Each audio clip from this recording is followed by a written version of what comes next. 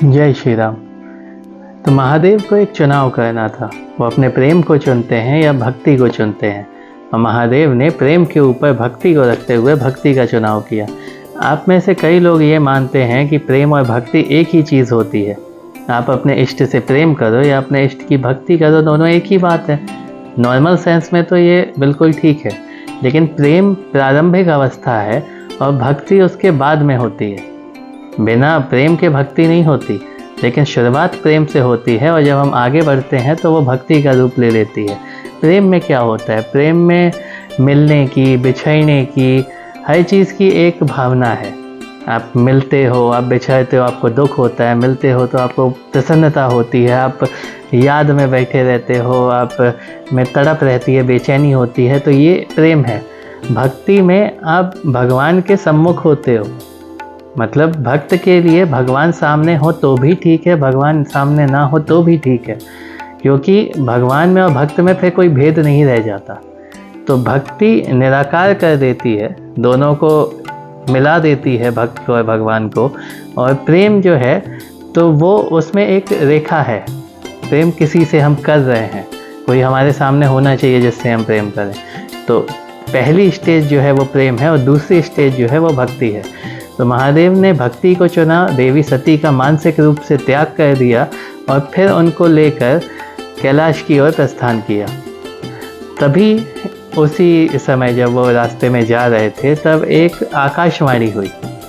अस बिचारी शंकर मति धीरा, चले भवन सुमिरत रघुवीरा, चलत गगन भय गिरा सुहाई, जय महेश भली भगति दृढ़ाई।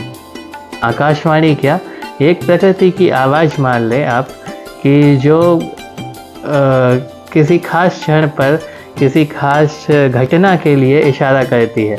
जैसे कंस को आकाशवाणी हुई थी, उसे बताया गया था कि उसकी बहन देवकी का 8वां पुत्र उसका नाश करेगा, उसका वध करेगा, वैसी ही एक आकाशवाणी महादेव के लिए हुई। तो आकाशवाणी बोलती है कि महादेव आप धन्य हो, आपकी जय हो, आपने भक्ति की बड़ी दृढ़ता की। इसका मतलब आपकी भक्ति इतनी दृढ़ है कि प्रकृति भी विवश हो गई आपकी जय जयकार करने के लिए। आकाशवाणी कहती है कि आप समर्थ हैं, आप भगवान हैं, उसके बाद भी ऐसी प्रतिज्ञा आप ले रहे हैं, तो आप धन्य हैं। तो यहाँ भगवान ने एक बहुत बढ़िया उदाहरण दिया है कि भक्ति के लिए, मतलब अगर सामने भगवान है तो फिर कोई भी रिश्ता, कोई भी तर्क को तर्क, कुछ भी सामने नहीं आना चाहिए। भगवान और भक्त बस, और कुछ नहीं। तो जब आकाशवाणी ऐसा बोलती है तो देवी सती को शंका होती है। वो भी सुनती हैं, उनके साथ में ही थी, उनको नहीं समझ में आता कि ये ऐसे क्यों बोल रही है। तो वो सकुचाते हुए, क्योंकि अब वो जो करके आई थी उसके बाद खुलकर तो शिवजी से कुछ नहीं कह सकती, तो बड़ा सकुचाते हुए, शर्माते हुए शिवजी से पूछती हैं कि ये आकाशवाणी किस बारे में थी, आपने ऐसा क्या किया है कि ये आकाशवाणी आपको प्रणाम कर रही है, आपकी जय जयकार कर रही है। तो शिवजी चुप रहते, शिवजी कुछ नहीं बताते। तो उनको बड़ा संदेह होता है, उनको बड़ी झिझक होती है।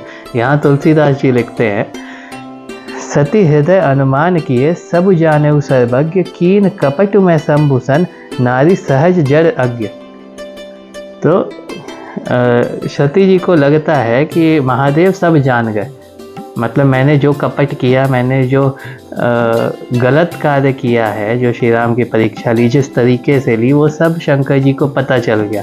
और वो इतने महान हैं कि मेरे सामने मेरा पाप बताना नहीं चाहते, इसीलिए शिव जी ने कुछ नहीं कहा। और नारी का स्वभाव ही है कि वो बहुत मूर्ख होती है और बेसमझ होती है। अब यहाँ पे जो आजकल के प्रेजेंट में हम बात करें तो जो ज्ञानी हैं, फालतू के ज्ञानी है, मतलब ज्ञानी नहीं है जिनको कोई सिर पैर की, बेसिर पैर की बात करनी है, कुछ नहीं करना, वो कहेंगे कि देखो तुलसीदास ने नारी का अपमान कर दिया है।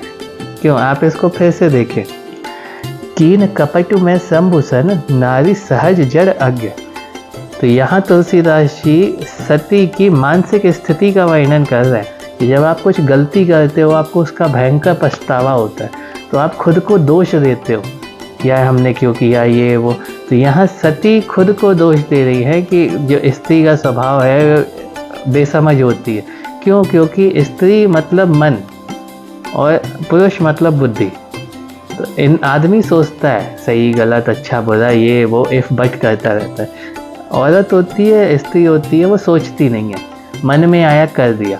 इसीलिए औरत को चंचला कहते हैं। स्त्री चंचल है क्योंकि वो मन से करती है, दिल से करती है, दिमाग का इस्तेमाल नहीं करती। इसीलिए वो सती कहती है कि हम बेसमझ हैं, जड़ बुद्धि है। क्यों? क्योंकि हमने शिव जी की बात नहीं मानी, उस पर हम अपने सोच नहीं पाए और जो मन में आया वो हमने कर दिया। तो इस चीज़ का उन्हें बड़ा पछतावा होता है।